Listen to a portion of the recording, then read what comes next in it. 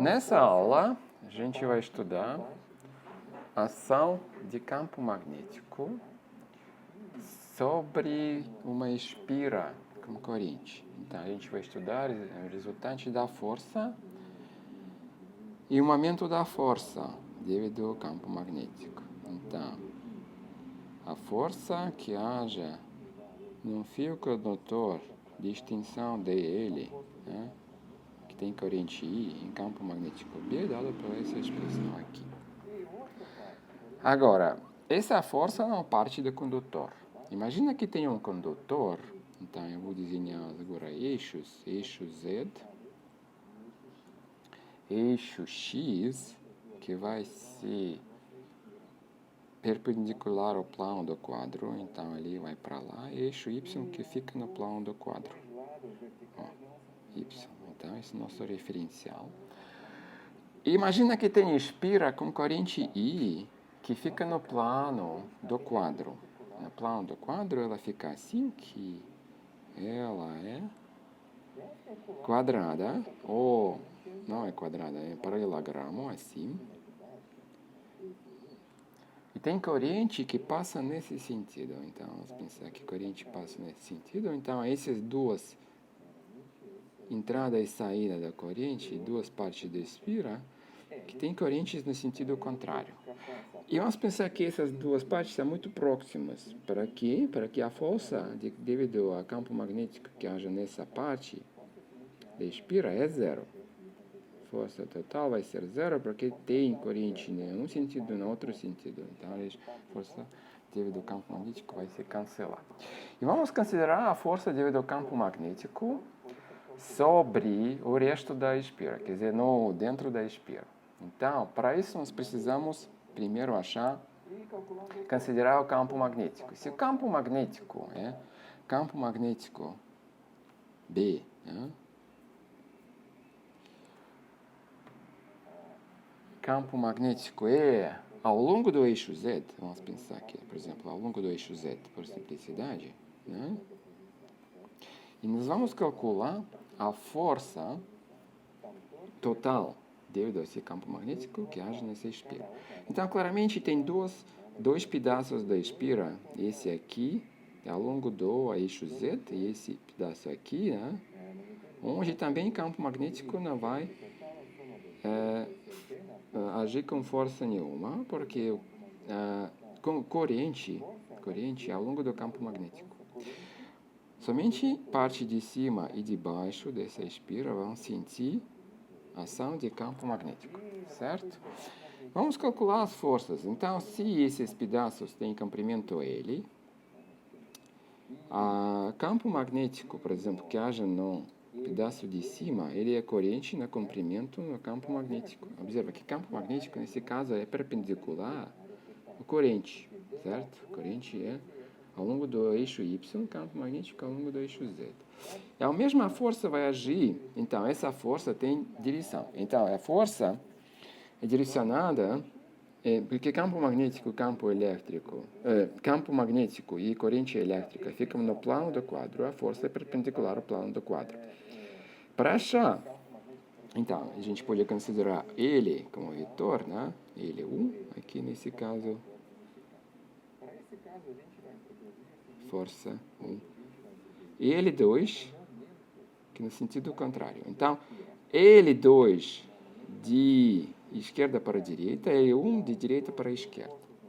Então, para calcular, para achar o sentido do campo, o sentido da força do campo magnético que vai ser ao longo do eixo X, nós precisamos de girar L1 na direção do campo magnético, que na direção do eixo Z, e usar ele essa carola. Então, essa força vai ser ao longo do eixo X. Aqui vai ser exatamente o contrário. A força vai ser no sentido contrário do eixo X. Então, essas duas forças vão se cancelar, porque são nos sentidos contrários, e a magnitude dessas forças vai ser a mesma. Campo magnético, nesse caso, é considerado uniforme. Então, esse campo magnético uniforme ao longo do eixo Z. Essas forças se cancelam e a força total, devido ao campo magnético, nessa espira vai ser zero. Isso era válido para a espira que tem campo magnético específica ao longo do eixo Z, espira específica quadrada, né? Mas isso é válido para qualquer espira, na verdade. Se considerar outra espira que não é assim, não é quadrada, né? Arbitrária, campo magnético é uniforme, né? Ele também é arbitrário, tem sentido arbitrário, certo? Referente à espira. E a força total vai ser zero. O que não vai ser zero é o momento da força. Então, vamos de novo considerar nosso caso. As forças são de mesma magnitude em sentidos contrários. Então, se considerar o centro da espira, o momento com respeito ao centro da espira dessas duas forças, esse é um par de forças. O momento da força igual. Então, nós temos posição. Então, vamos pensar que a força de cima aplicada no centro do condutor de cima. E tem raio R1, a posição desse centro. Então, a força tem momento da força, que é raio na força. Certo? E também tem momento da força 2 devido ao raio da posição R2, que é exatamente menos R1. Então, esse é o centro do nossa espira. Então, essas forças também têm mesmo magnitude nos sentidos contrários, e raios nos sentidos contrários. Então, momentos adicionam. Nós temos 2 R1 na força 1, módulos, porque são ortogonais. Lembra? A força é ao longo do eixo X e raio ao longo do eixo Z. Então, a magnitude desse momento da força vai ser 2 raio 1, e na verdade é a altura desse espira, a altura que é ao longo do eixo Z. E nós temos aqui, na cada força, nós temos comprimento, L. Então, comprimento perpendicular ao eixo Z. Então, produto desses dois, 2L1 é a altura, e L é comprimento, é a área. Nós temos a área corrente, então, na área e no campo magnético, que é uniforme nesse caso. Então, esse momento da força, ele tem, eu esqueci colocar vetor, então vamos pegar o módulo. O módulo desse momento de força é isso aqui. Então, o produto nós temos corrente na área da espira e no campo magnético uniforme. Certo? Então, esse vetor também tem o momento da força é vetor, tem direção. E nesse caso, direção do momento de força, nós pegamos L1 e campo magnético e a força F1, né? Giramos L1 no sentido do F1. E nós temos direção desse momento da força, que é ao longo do eixo Y. Então, certo? Ambos têm direção ao longo do eixo Y, eles se adicionam. Em total, esse aqui. Certo? Então, eu vou agora dar a expressão para esse momento da força sobre espira com corrente no campo magnético uniforme.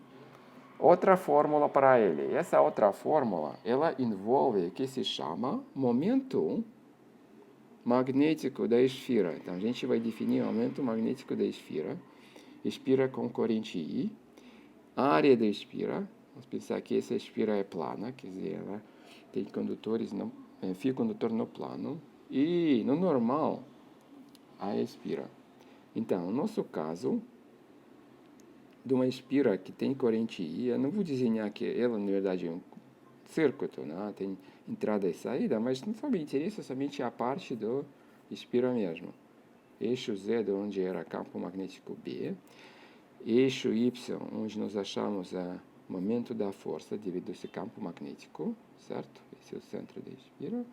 E eixo X, ao longo do qual hajam as forças devido ao campo magnético na parte de cima e de baixo nessa esfera, certo? Então, para achar o momento da força devido ao campo magnético, nós achamos o módulo disso era I no S no campo magnético uniforme. Essa é a área da esfera. Então, essa é a área desse encerada, quer dizer, pela esfera, que é considerada plana, né, no plano. Então, em nosso caso, o campo magnético ao longo do eixo Z, o momento ao longo do eixo Y. Então, se nós introduzimos um vetor ao longo do eixo X no sentido contrário dele, nós podemos expressar o momento da força como um produto vetorial. Um vetor cuja magnitude é isso aqui, no campo magnético B, certo?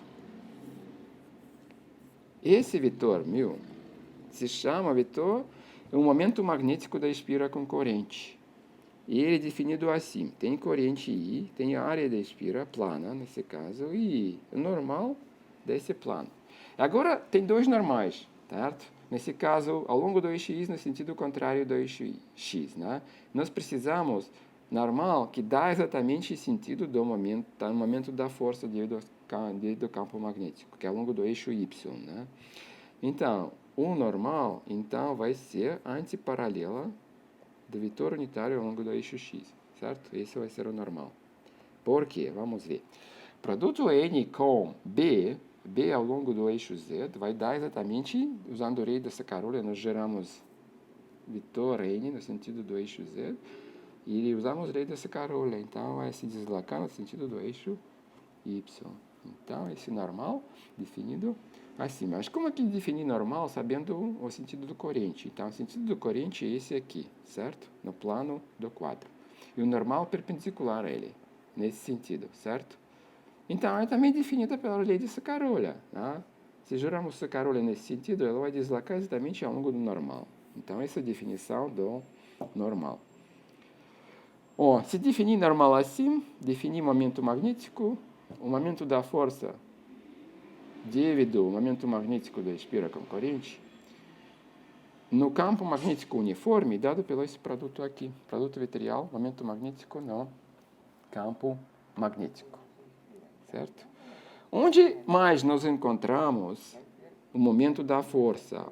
O momento da força devido ao campo elétrico que haja num dipolo em campo elétrico externo, onde o momento do dipolo era carga positiva do dipolo no vetor D de carga negativa a carga positiva, né? Lembra? Esse campo aqui a gente definiu dipolo elétrico, certo? Também as forças, se campo elétrico é uniforme, as mesmas forças agem no campo, na carga positiva e negativa, mas nos sentidos contrários. Força total é zero, então temos par de forças. E esse par de forças dá o momento da força. Então, o momento elétrico e o momento magnético têm relação parecida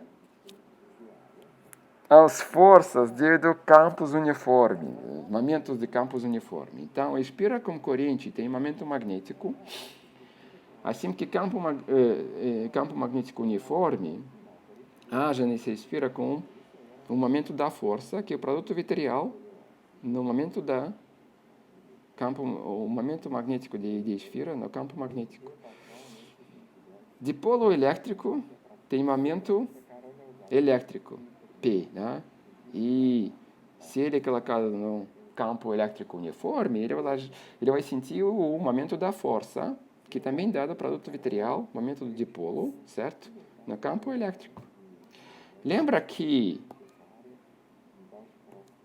o dipolo tem também energia potencial. O dipolo elétrico, um campo elétrico uniforme, tem energia potencial dada desse produto. Quer dizer, o dipolo vai se orientar assim que diminuir essa energia. A energia diminui quando orientado ao longo do campo elétrico externo. Então, esse campo elétrico é nesse sentido aqui, o dipolo vai se orientar nesse sentido aqui, certo?